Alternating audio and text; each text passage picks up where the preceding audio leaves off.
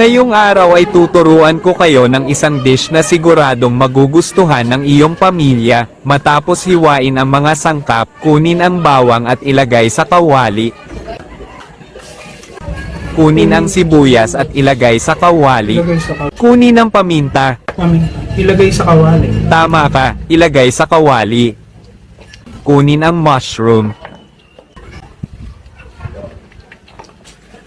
Pero wag muna ilagay sa kawali. Kung nailagay mo na, wag nang alisin sa kawali ang mushrooms. Sapakin ko to eh. Kung ikaw kaya sapakin ko, makinig ka kasi ng mabuti. Tuloy ang paghalo. Makalipas ang 20 minutes ay siguradong sunog na yan, dapat 5 minutes lang, ilagay na ang manok.